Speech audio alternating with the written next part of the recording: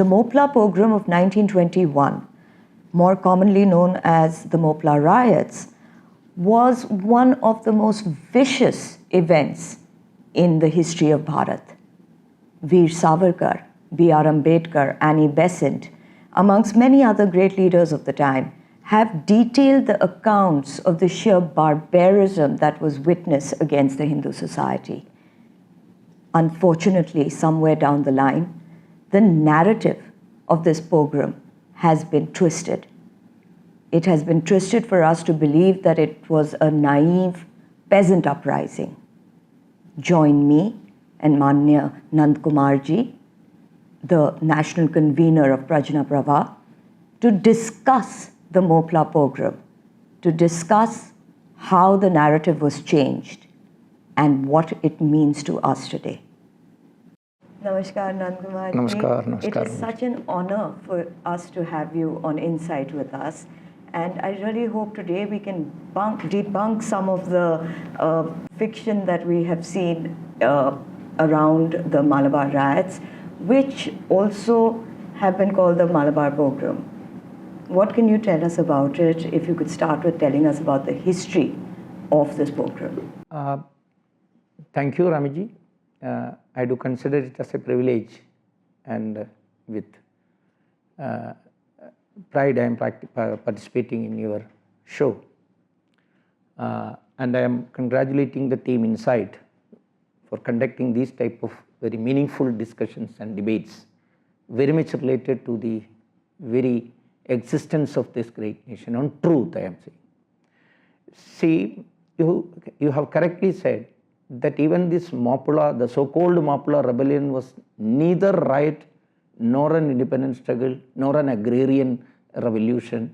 It was a mere genocide of Hindus by Moplas of Malabar. Genocide. It was a pogrom as such. We have to learn this particular incident in a proper historical background. We have to place it in a historical perspective. See, the history of Muslim presence in Kerala has got at least 1,600 years history, because you know Kerala has got rich trade connection with Arabian nations. So when Arabia got converted to Muslim, naturally that trade connection was continuing. On following that trade connection, lot of Muslims came to Kerala, and they have started their proselytization work and conversion. Everything has started way back in the 7th century itself. That's, first of all, we have to understand that. And they have got, because the major trade ports were connected with the northern Kerala, from Kranganur to north to Kannur. The Muslim consolidation and Muslim presence were there in Malabar for those years. You know, just like any fanatic Muslim attack, Hyder Ali and Tipu Sultan's attack has also played a havoc in the Malabar area. Thousands of Hindus were converted, thousands were butchered, and a lot of Hindus, I would like to say half of the population of Malabar, has been displaced at that point of time. Many of them have gone in exile, someone gone to, majority of them reached to Kochi and even to, Travancore area, to the southern area. What happened at that time, many of those Hindus were, rich people, rajas, kings were there, landlords were there. They left everything at the mercy of the Muslim Marodis, you know. And this Tipu Sultan, especially Tipu Sultan, made so many transformation changes in the revenue system there. When this huge amount of lands were, Kabje mein le liya Tipu Sultan ne, it has been distributed among the Muslim Moplas there. And he created a system, Mopla Kanamdar system, or in a way, became the landlord. They became the landlord. And another factor, when this Srirangapattanam, the treaty happened and the Tipu Sultan was defeated, and Britain took over the control of Malabar especially, and it became a part of Madras presidency.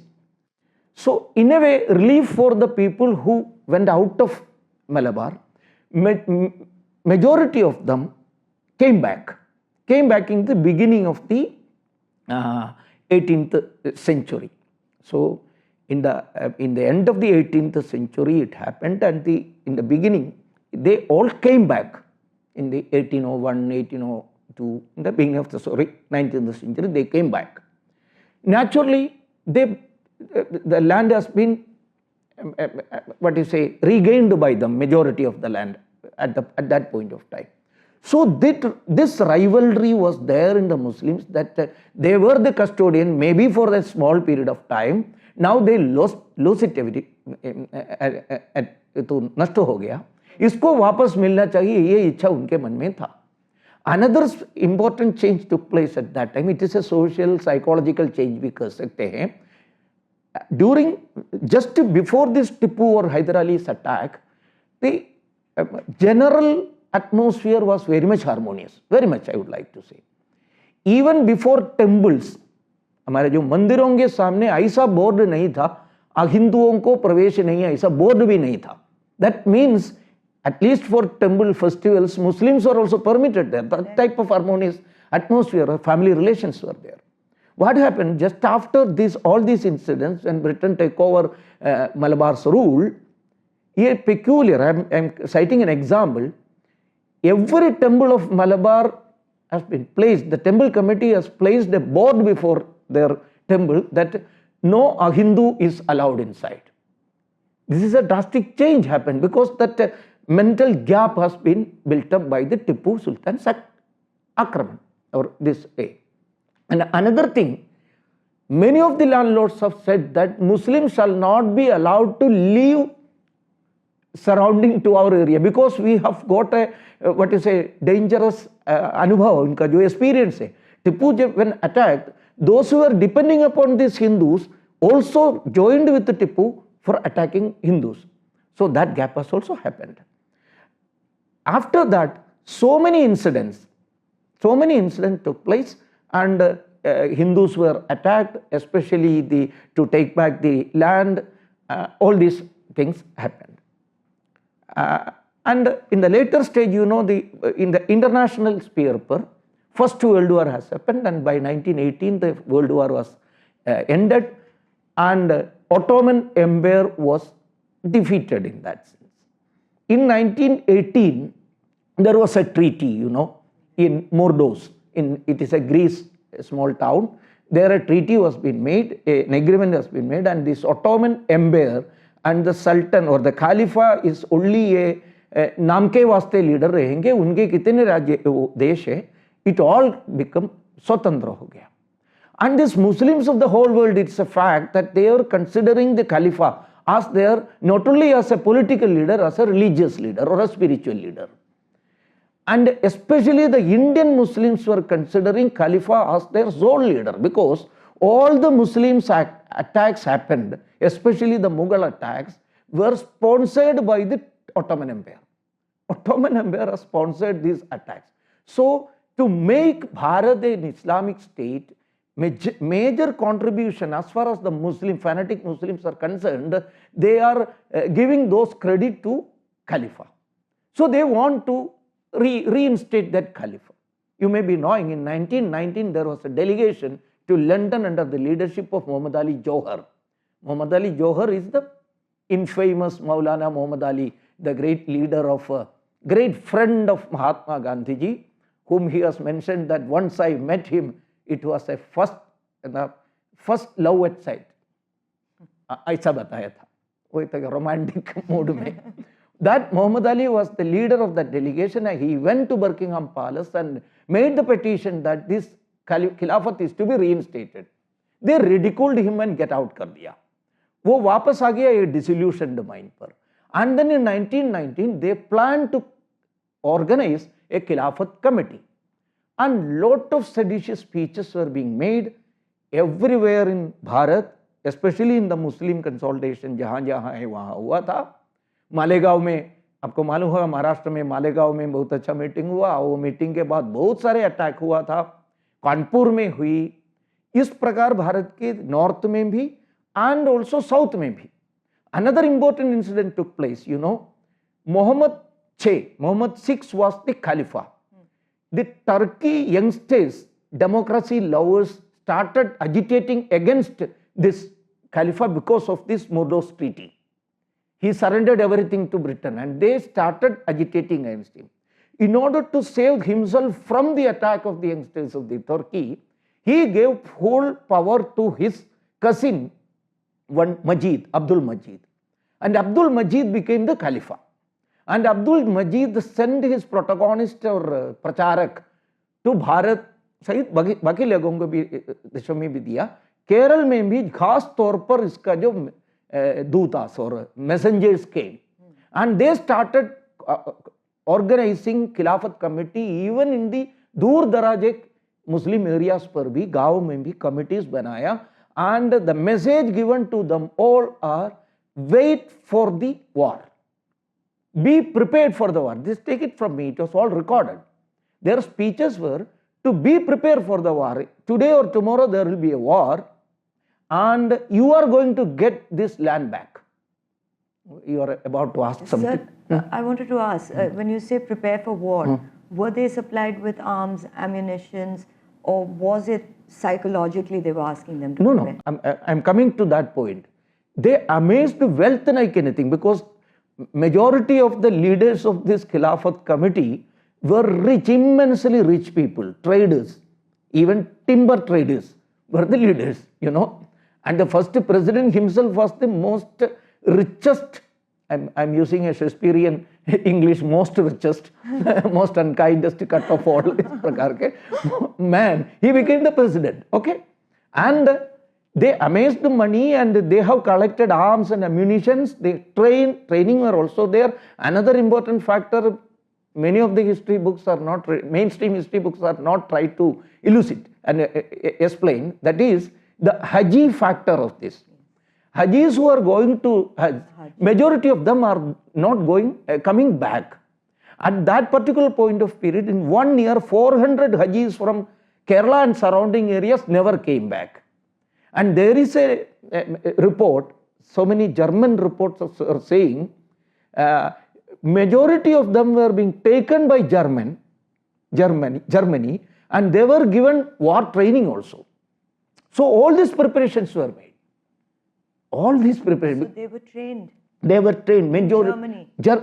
Some people, especially the First World War prisoners, the Muslims prisoners were also being taken by German military because Germany has got a permanent rivalry with Britain. They want to create some unrestness in British India. So that factor is also there. This is quite evident during this, Khilafat jab prarambh ho gaya, majority of the places that was not done by untrained people. It was a professional attack. It was just like an occupying army occupying the land. Their action upon the railway line, treasury के ऊपर, documents चुराने के पद्धति में, documents जलाने के पद्धति में एक professionalism आपको देख सकते हैं. These are all prepared things. It is not on a fine morning it has been happened. That is not fact. All these preparations are being made, and for this Khilafat committee, an unexpected corner से हरी झंडा भी मिला, you know, from Indian National Congress under the great leadership of Mahatma Gandhi. They got the support. Correct. And because of that, generally in North India, many of the Hindus were also supporting this. But maybe because of the Tipu Sultan Hyder Ali incidents happened before that, that memory were there haunting the Malabar Hindus. In general, Malabar Hindus were not ready to support. That is the crass difference between the North Indian Khilafat and the Malabar Khilafat. They have got a recent memory. That nightmare was haunting them. So majority of the Hindus were, okay, if you want something from Britain, you may do it. We are not with you. That was the mental condition about that. So this is the background history, and because of the blind belief from the leadership, I don't want to name more leadership, some of the contest leaders were also thinking that yes, it is against Britain, so we will get freedom, so we shall also join with these guys.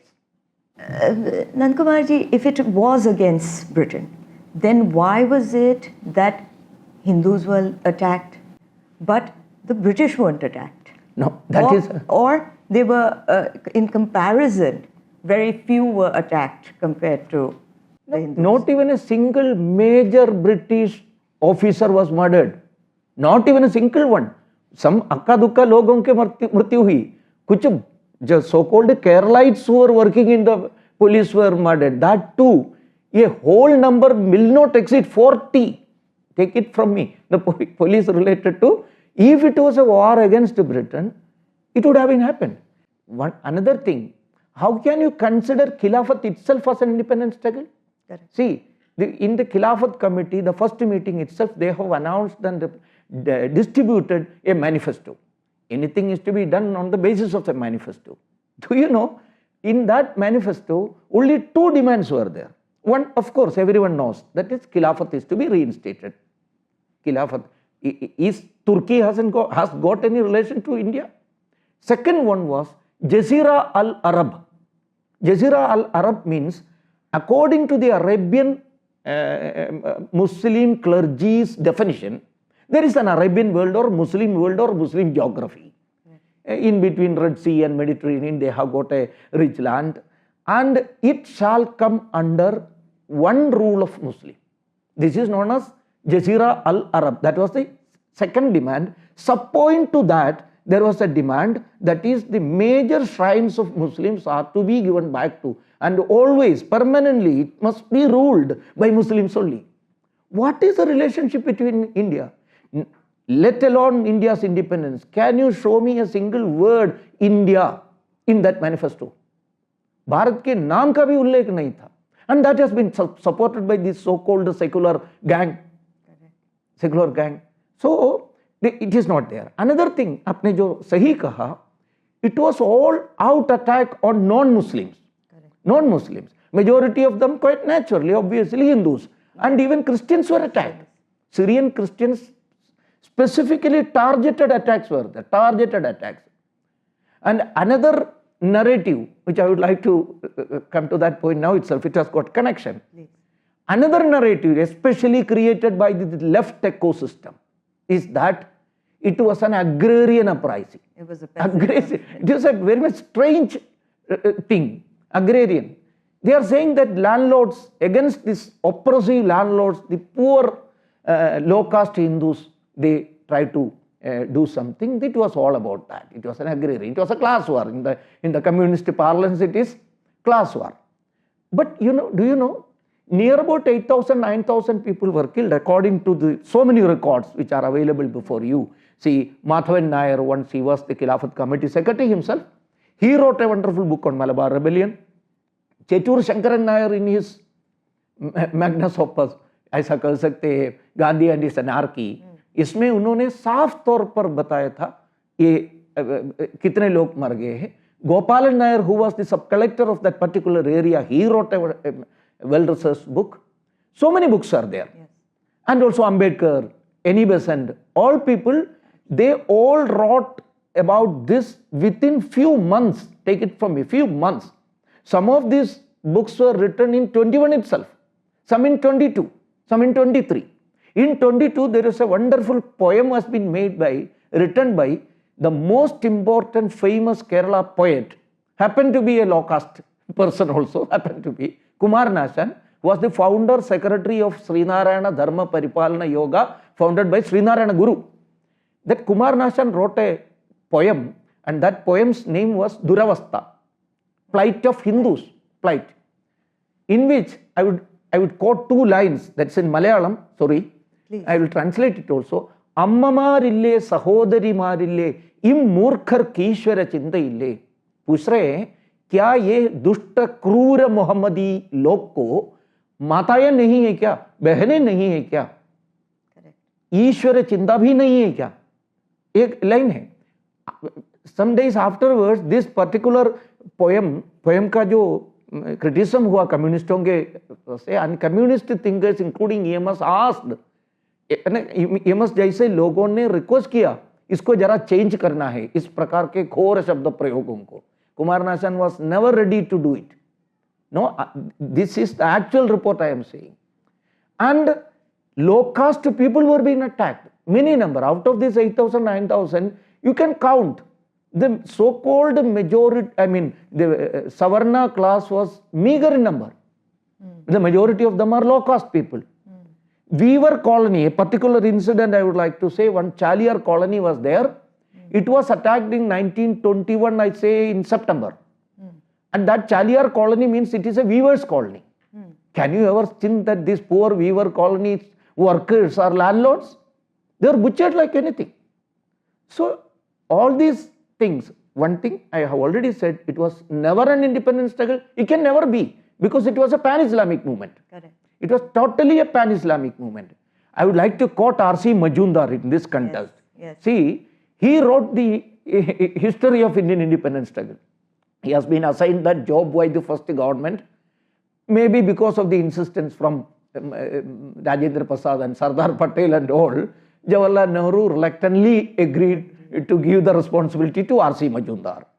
When he started preparing the book, that committee has been dismissed, and Tarachand was brought from Tehran to lead that committee. Tarachand, a bureaucrat turned historian, especially working in Iran. So Islamo-leftist history writing has started at the right beginning of the Indian independence days. Okay. So I was wondering why R.C. Majumdar's committee was dismissed. I got the answer from the third volume. What is it? In the third volume of that book, which has been published as his own, R.C. Majumdar published किया है बाद में वो पुस्तक, though government has not given any help for it. इसमें उन्होंने लिखा था, this खिलाफत, the leaders including Gandhi failed miserably to understand the pan-Islamic roots of this movement. It cut into the nationalist values and roots. हमारे राष्ट्रीयता के खिलाफ है ये बताया who? The greatest doyen of our Indian history, historiography, R.C. Majumdar ne. Sahima Maulana Abul Kalam Azad was in charge of the cultural affairs and education at that point of time, was considered to be the right hand of Jawaharlal Nehru, insisted Jawaharlal Nehru to dismiss that committee. So it was never an independent struggle. It was a pan-Islamic movement. It was neither an agrarian revolution. It was perpetrated, it was planned, it was inspired by the wealthy, immensely wealthy Muslim traders, I would like to say. Nandakumarji, I would like to come back to the point of timber traders and the kind of money they made. The reason being is that even in contemporary India today, when we see conflict, we have already been able to investigate and deduce that a lot of it is dependent on the kind of finances that they are provided with. Clearly, this was the case at that time also. What was the kind of wealth that the timber traders accumulated? Largely, what community did they come from, and what kind of networks did they make trading in this timber, which was clearly a substitute for oak? See, I have already mentioned about the ownership of the land, especially the land having rich teak plantation. See, teak of Malabar is world famous in that sense. It was being considered as same as in quality wise with oak, and if not, it was not superior. If not, many people were considering it as superior to oak even. Do you know, the Malabar teak was used in constructing or maintaining Buckingham Palace, Makkah, and even Titanic. Interior design were done by the teak. Teak is very good for interior decorations also. It's that fine. Okay. And another important thing, Rolls-Royce cars were decorated with the teak. So that was the demand at that point of time. And during Tipu's period, and these were all controlled by Muslims, of Muslim traders. And after that also, many Muslim wealthy merchants were there controlling total timber market. And during that time, the ships were controlled and owned by Muslim merchants. So that much wealthy they were. They have got many of those families like K.E. family. Do you know this K.E. family was founded by one Alupi Kaka. Kaka is a typical Gujarati prayog, aapko malum hai na, that Memon connection, all these things are there. Alupi Kaka founded this family, and his nephew considered to be the, glorious emperor of that family. That is known as Koyakaran, Chowakaran Musa Kaka. Naam is typical Malayalam naam. And his daughter was married to the sub-collector of Patna, an Englishman. Patna, Bihar ke Patna ke sub-collector Englishman se marry kar diya. See the influence. Another factor I will say, this particular gentleman has got property in Mecca. At that point of time history, there were only 3 persons having property in Mecca. One was the richest person in the whole world at that point of time, Nizam of Hyderabad. Second, Nawab of Harcourt. And third one was this Malabari Muslim Mopla, Chowakaran Musa. So can you consider them as Daridra log, poor log? They are rich, and they have got connection with even Ottoman Samrajya and Germany, France के साथ भी इनका संपर्क था, especially through Tipu Sultan and Hyder Ali, Mysore के साथ. And their interests were there. They want to regain this control over teak plantation. Another factor I have already said, that the president himself was a major teak merchant. So to take this control over this teak at that point of time, 2 politics were working in the trade area. One is pepper politics and the teak politics. But this teak politics aspect has been hidden by the communist historians and so-called historians.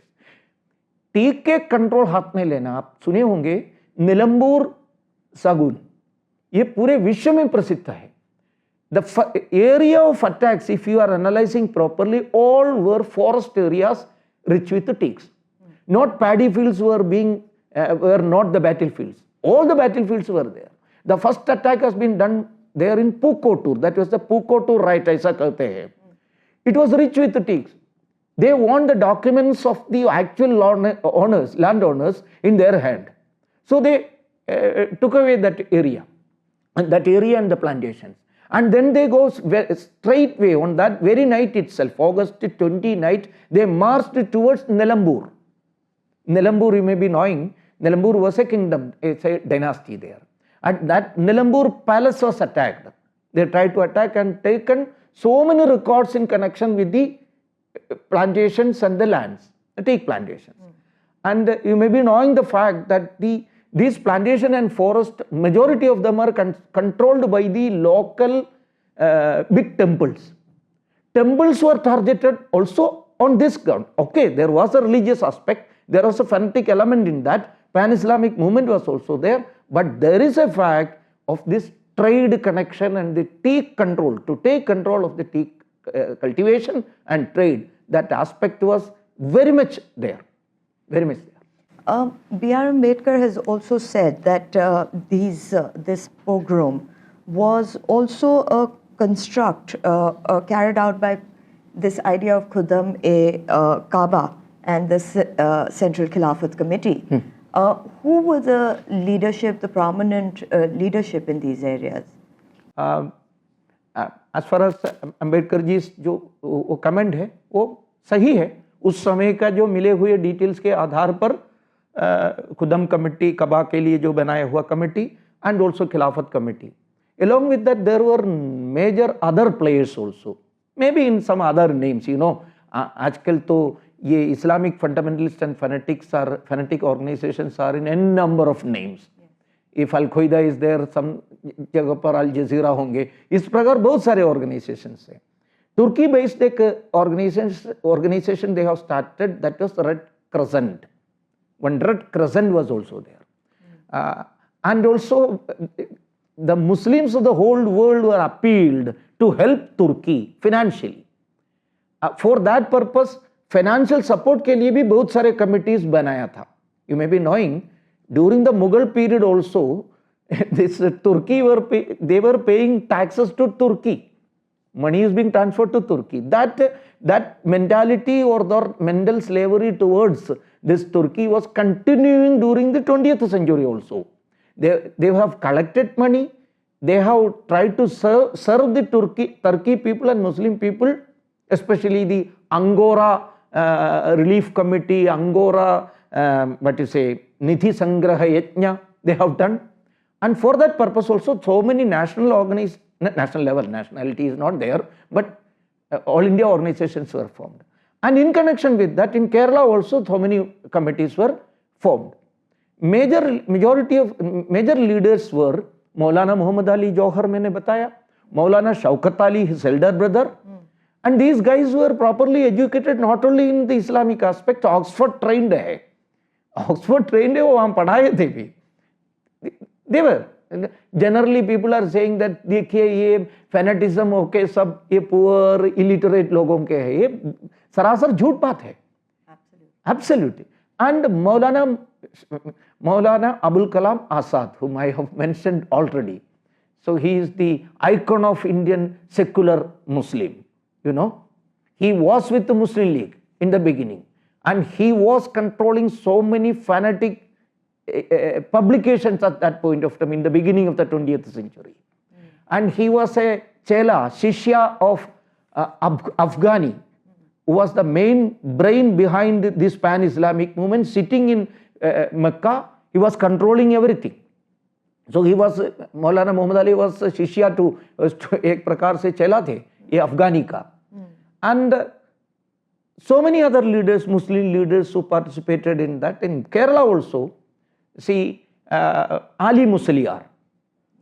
Ali Musliar was in his, it is not proper to say regarding a religious leader, his Purvajan and he became Musliar before that. He was a pakka criminal. So many cases were against him. He was the Maulavi or the main priest of the Muslim there in Tirurangadi Masjid and Mambram Masjid. And another person is this notorious Varian Kunnattu Kunyahamadu Haji. He has got a n number of criminal cases against him, robbery, cheating, raping, abducting, so many cases. He was arrested in I would like to say, if I am correct, in 1914 he was arrested and he has been deported. And then he gave some apology letter. I will not indulge in any sort of such activities. I will not cooperate with any other social organization. इसका उन्होंने affidavit देकर वो वापस आए वो मलबार में. So that person in the blood, that family's blood itself, his father was a notorious criminal. This he is being, what you say, celebrated like anything, like anything. You may be knowing. You may be knowing. So and Abu Bakr Musliar, he was the person who personally conducted the massacre of Hindus in a big number, cutting away their neck and filling the wells with this corpse or half-dead people, leaving them there to strive for their life for 2-3 days and ultimately succumb to death. That Abu Bakr Musliar. So many such Muslim leaders were there. Nandakumarji, you had mentioned an organization called Red Crescent also. Would I be wrong in saying that here red did not signify communism but Turkey? No, see, these Muslim attackers, fanatic Muslim attackers used to raise this red flag always. You know, you may be not only black, they used to, whenever they are attacking someone, they used to raise the red flag. So red has got connection with the Muslim, of course. They are strange bedfellows communists. They also are using the red. This connection is there. See, there is I would like to say, a casting problem for Communist Party or a birth problem. The Communist Party of the so-called Indian branch of British Communist Party of India was formed in Tashkent with the help of the Mujahideens who fled away from Bharat during the Khilafat Andolan, considering themselves that it is their sacred religious duty to convert a Muslim, a Kafir's land into Muslim, you know. And at that point of time, they came to know that it is being ruled by Britain and Hindus, predominantly Hindus. So it is not proper if you are not able to convert it into a Muslim nation. So we have to do hijrat. They went to Afghanistan, but Afghanistan was not in a position to welcome them. Their army shoot them, and they fled away. And when some of them reached Tashkent, those elements who were considering India as not their motherland were the first team with M.N. Roy to form the Communist Party. So this connection with the Communist Party and the fundamentalist elements is right from the inception of Indian Communist Party. It is wrong to say that Indian Communist Party, actually it was an Indian branch of British Communist Party. Okay. That is going to make for another debate. Another debate. Altogether. But, coming back to this pogrom that happened, could you give us some details on really the kind of suffering that the Hindu community had to endure? Yes, of course. Let me quote. So many people have given the eyewitness, about this particular pogrom. I would like to quote it authentically. That is why I am taking this note. See, first and foremost, as good as an eyewitness, it was Annie Besant. Within 1 month, she reached, in 1921 November itself, Annie Besant has reached Malabar area, and she personally interviewed so many people who were affected, and she gave the clear narrative regarding this attacks. See, I would like to quote one sentence. A pregnant woman carrying 7 months was cut through the abdomen by a rebel, and she has seen lying dead on the way with the dead child projecting out of the womb. How horrible. I can't read much more than that. Another, a baby of 6 months, was snatched away from the breast of his own mother and cut into 2 pieces. She was asking, how heartrending. Are these rebels human beings or monsters? She has written it in 6th December 1921, New India में उन्होंने लिखा है. See, there is a story that, in Gujarat, a pregnant lady's stomach has been ripped open by the Hindu fundamentalists. Actual story happened in Malabar against a Nair lady. Her 7-month-old embryo is seen protrude coming out of the womb. And another place, Annie Besant herself was from some of the eyewitnesses. She visited refugee camps, and their ladies were describing it as, when we were running away from the affected area, we found that a lady was being, the dead body was being, a dog or beast, they were काटते थे. And एक lady जो मर गए है, raped and murdered, and her poor child was sucking on her breast. So these type of things were there, and it has been done. And another factor I would like to say, Annie Besant's notes, they murdered and plundered abundantly and killed or drove away all Hindus who would not apostatize. Somewhere about 1 lakh people were driven from their homes with nothing but the clothes they had owned. Stripped off everything. Future of Indian politics, a contribution to the understanding of present day problems. उन्होंने लिखा है. And again, C. Shankaran Nair. C. Shankaran Nair, you may be knowing, he was the only president from ACC president from Kerala, only one Kerala. In his book, he said, in Gandhi and Anarchy, for sheer brutality on women, I do not remember anything in history to march the Malabar rebellion. What wrong has been done by women? Of course, you may be saying male Purushas are being with the English people. What wrong has been done by women? तो पूरे विश्व में ऐसा नहीं हुआ, ये सी शंकरन नायर करे. And उन्होंने बहुत सारे horrid tragedy continued for months, thousands of Mohammed, ऐसा करके इनका जो ये सब बताया. lack of time, paucity of time है, इसलिए मैं यहाँ समाप्त कर रहा हूँ. And another important factor which has been done, written by none other than B.R. Ambedkar. So he was saying, this was not a Hindu-Muslim riot. So it is wrong to say that it was a riot. In any riot, there will be 2 parties and fighting each other. Maybe one party win or not. But it was not a riot. It has been said by Ambedkar. He said that this was just a Bartholomew. Bartholomew, you know, a planned attack unexpectedly on a particular group by another group. It has happened in West. The number of Hindus who were killed, wounded or converted is not known. But the number must have been enormous. Ambedkar, being a true academician, he can't rely upon some number written by some person. But it was for sure for him that it was enormous. Thousands were killed. So many such quotations are there. See, another important person who was affected, that is Rani of Nilambur, the Queen of Nilambur. She made a written statement, what has happened, in which she has mentioned about that these people who were once lived in palaces, they were begging on the street to have a morsel of food. ये सब लोग, केवल राजाओं की स्थिति नहीं, सामान्य लोगों की स्थिति क्या होगा. She wrote that, I'll quote, our places of worship desecrated and destroyed, and of the images of the deities shamefully insulted by putting the entrails of slaughtered cows where flower garlands used to lie or else smashed to pieces. Mandir was being desecrated and the murtis were being garlanded by the intestine of cows. Intestine of cows, can you just believe? Of the wholesale looting of hard-earned wealth of generations, reducing many who were formerly rich and prosperous to publicly beg for a piece or two in the streets of Calicut, to buy a salt or chili or a betel leaf, rice being mercifully provided by the various relief agencies. That was the condition. So, is prakar n number of Tuvur well incident.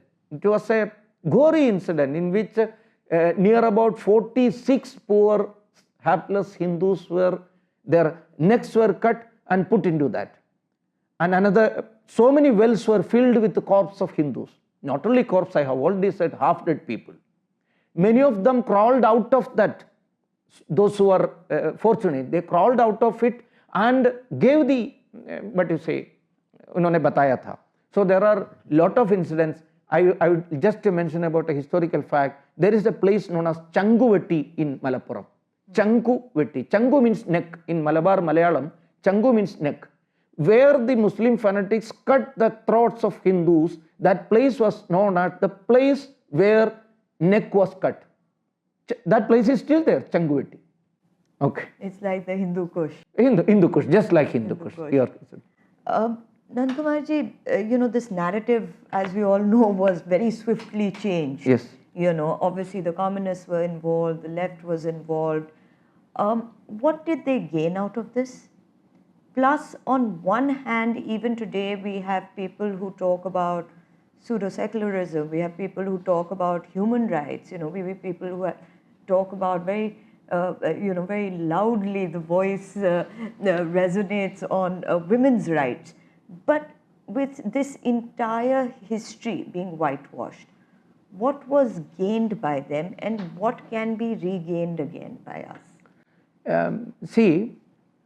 Especially recent days, this whole history, the communist people are trying to distort it like anything, distort it. Whitewashing purposes of these attempts were made and started by the communist people, you said it correctly. What was the main purpose? Purpose was sheer vote politics, vote bank politics Kerala. अब जो केरल के politics भी समझना चाहिए. See, 26-27% of the Muslims are there and they are organized a lot. You may be knowing the last government came in, and I am talking with politics also, Pinarayi Vijayan, with the help of the Islamic fundamentalists. Overtly and covertly he joined with Islamic fundamentalists and gave so many promises. Take it from me. So many promises. I don't know whether his daughter is being married to an Islamic leader. Recently it also happened. So has it got any connection? I don't know. I am not going to say about that. One thing is for sure, that connection is there, and it all happened again in this second coming of, retaining the power. Also the Muslim people, Muslim fundamentalist elements helped. The Jamaat Islami, PDP, PDF, the PF elements were supporting them. So it is a मजबूरी है communist लोगों को मुस्लिम narrative को आगे ले जाने के लिए, एंड हिंदू के खिलाफ बताने से मुस्लिम को खुशामदी कर सकते हैं, ऐसा वो गलतफहमी है क्या, मुझे पता नहीं. I don't think that all 100% Muslims are against Hindus, but they are thinking in that way. just like Pakistan always, their platform of politics is anti-India. In Kerala and also some places in Bharat also, it was anti-Hindu or anti-RSS, anti-BJP is their political platform to jump forward. So one reason. Another reason I would like to say that there is a strange connection between the Islamic forces and communist people. It was there. It is still there. In the international basis also, now a new attempt has been started by the ultra leftist, whoever it may, leftist, ultra or meager. They have started to dismantle Hindutva globally.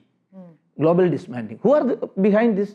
See, at the moment wherein which Afghanistan has been conquered and women or children were butchered and raped like anything in Kabul, it is not a topic for them to talk. They are talking about dismantling of Hindutva. That's the case. So this connection is there. Second. Another thing, as far as this, maybe you may think that it has not got any stuff, but I do believe there is a factor that's a Stockholm syndrome of Muslims also, a communist.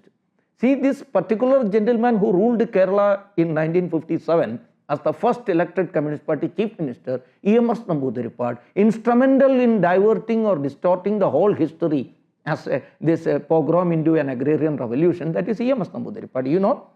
This E.M.S. Namboodiripad family comes under this Malabar area. And his family, ancestral family, was attacked by the Muslims. Attacked by the Muslims, it is in his biography. And when these Muslim goons were attacking the home from the front, one manager of that family, who happened to be a Nair, took away small Shankaran Namboodiripad in his hand and jumped the wall and ran away. This formative period पर E.M.S. नंबूदिरीपाद ने जो दृश्य देखा, वो क्रूर दृश्य देखा, कुछ समय के लिए मैं गुलाम बन गया, ऐसा मनस्थिति हो गया. मैं हमेशा सोचता हूँ, it was that Stockholm syndrome was working till the end of E.M.S. Namboodiripad. He has got some sort of admiration towards his oppressors. Maybe that also can be considered. But that this seems to be the only argument that can fit as far as I have heard. But having said that, even today, we've seen PFI take-out rallies celebrating this incident, and we haven't heard any objection from our so-called left-wing intelligentsia, if I can call them that. But also we have seen very recently the former MP and present Speaker of Kerala, MP Rajesh, in a function in Malappuram, saying that there is a comparison that can be drawn between V.K. Haji and martyr Bhagat Singh. My goodness, it was the most unfortunate thing happened. I feel ashamed to be a Keralite. I feel ashamed, that's why. And this particular man, Rajesh, is most unfit person to be as a chairman of an assembly, a speaker of an assembly. See, how can you compare the great Shahid Bhagat Singh, Martyr Bhagat Singh, with a notorious psychopath, fanatic leader who killed hundreds of Hindus, personally killed and led that pogrom? Has been cut. And also, Bhagat Singh was not, he never bent his head before any, on the basis of what he has done or what he has told. Do you know, this Warin Kunnat Kunya Muhammad Haji, almost all Islamic goons are like that only, they were cowards.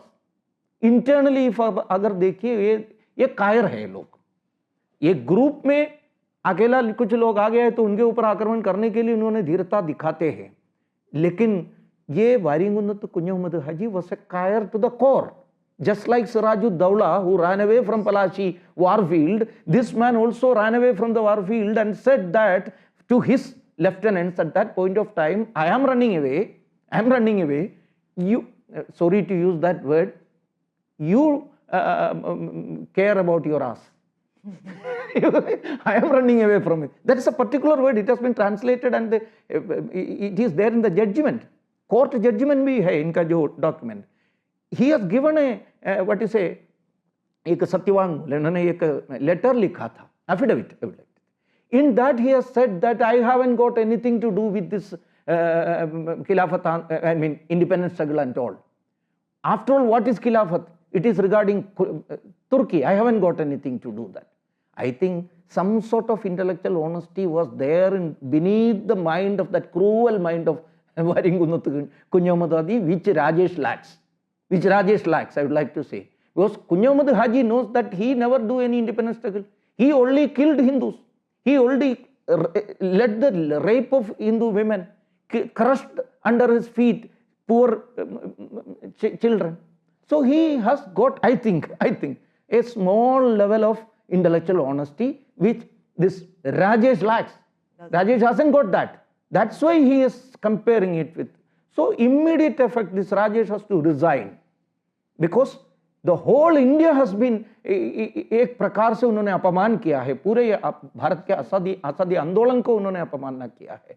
So it is to be protested, but unfortunately the so-called intellectual, so-called secular left liberal intellectuals, they will not talk a single word against Islamic fundamentalism and also communist arrogance. इसके बारे में वो लोग कहते नहीं है. They were always in a denial mode. Absolutely. See, there in Germany, there are some people who are saying that denials of Holocaust even. In that way, in Bharat also, right को deny कर रहे हैं वो लोग. Holocaust को तो deny करने के लिए negationism बोला जाता है, which is a war crime across the world.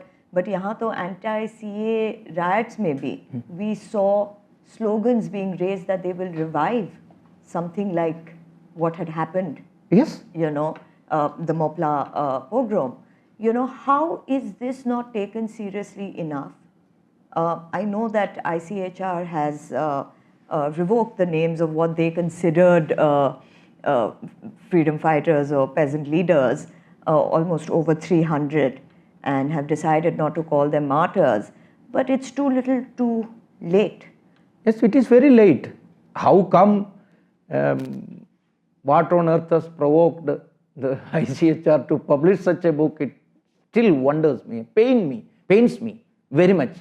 Because 387 murderers, right from Ali Musliar the criminal to Waringunnathu Kunjamuhammad Haji has been included in that book. Maybe, I am not saying that all the leaders or all the directors or the main position में बैठे हुए लोग सब ये पुस्तक पढ़े होंगे, ऐसा मुझे नहीं लगता है. लेकिन there was a sinister attempt by a particular group to include this particular book in the dictionary of martyrs. But now, thank God, the government has rose up to the occasion, and they have constituted a committee to go through that all content. And I don't know what the 3-member committee has written in that. I still don't know. And I am not sure whether officially such a decision has been taken already to revoke this book. I don't know. I heard that report has been given in a sealed envelope. Until now, as per my knowledge, that sealed cover has not been opened. So how could that decision have been taken? It is a media construct, I think, to create a condition, a situation, a win-win situation for them. So, okay, it has been revoked, then हमने एक बहुत बड़ा विषय हमने break कर दिया, ऐसा एक win है. Other, it has not happened, Hindus will be against the present government. So, इस प्रकार का एक typical media, some people who are sitting here, especially from Kerala, working in some called secular media में बैठे हुए कुछ लोगों ने create किया है, ऐसा मुझे लगता है, because I have inquired personally to the concerned people and they are saying discussion is going on, sealed discussion is done, editing, what all editing is to be done, that suggestion has been made. It is not from our side to reveal what we have discussed. That was their stand. So I don't think that the official decision has been taken. But one thing is for sure, it is not sufficient. We have to rewrite, we have to put the truth on the same place. If history writing is being led by ideology, the casualty will be truth. Casualty will be the truth. History must be true things. यहाँ तो भारत में इतिहास यानी इतिहासा, and thus happened. It is not just like Napoleon's explanation about historian. The Western explanation, it is entirely different. So history is a lie we compilingly believe. That is the Western definition. But Bharatiya definition is not like that. What happened is to be taught to the public. So truth must prevail. Truth must prevail. Nandakumar ji, we're running short of time, but I still have two short questions for you. One is that in the current scenario, we have seen Taliban taking over Afghanistan.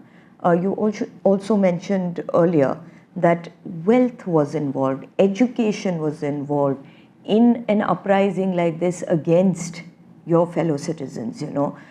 These are not uneducated people, these are not poor people. The same way today we see some of the leaders, the leadership of jihadi groups being very educated, being very well versed with global politics, geopolitics, and also coming from wealthy families. What can we learn, or what can the youth in India learn from examples like these? What can we expect and prevent? Yes, you said it correctly, that every military activism or terrorism is being led, motivated, spearheaded by wealthy, very much influential personalities. You go through Jammu Kashmir. Actually, the problem has been led by a rich Muslim family, some गिने जुने कुछ families ने किया है. खिलाफत का भी मैंने जो बताया था. And one thing is that the so-called secular intellectuals who are ruling the roost in the academic field, they are not ready to reveal all these facts. My point is that the youngsters, especially the youngsters, must come out, and especially the young intellectuals should come out and head on इसको face करना, इसको correct करना, हमारे आवाज़ तो ऊंचे उठाना चाहिए. Actually, the problem is not regarding the hooligans who are raising the voice. The problem is the silence of the good people. So the good people who want this Bharat to survive, move forward, they have to come together, and the true history has to be placed in proper place, and it is to be taught to the public. Popularization is necessary, and all the wrong things are to be corrected, especially during the 75th year of Indian independence. ये सबसे महत्वपूर्ण बात है. Swami Vivekananda has said it correctly. Our history has been made by the people who are against Bharat. इन्होंने जो 20th century के शुरुआत में बताया था. It is our sacred duty, Indian sacred duty, to write the actual history of Bharat, because we only know what we are, we only know what Veda is, we only know what philosophy is. Those who are not aware about all these things are not, they haven't got any right to our history. But strange fact, unfortunate fact is they did the history, they wrote the history, it is to be corrected. So what you're saying now, Nandakumarji, is that history is as important to us as any other field of study, and that narrative has to be changed, and that lies squarely on the shoulders of the upcoming generation. Yes, yes, of course. Nandakumarji, finally, I want to ask you, how important is this nomenclature? We keep calling we call this incident Malabar riots, we call it the Malabar rebellion, we call it peasant uprising. We don't call it a pogrom. No, that is the mental slavery. We are not ready to, we are not brave enough to say a spade is spade.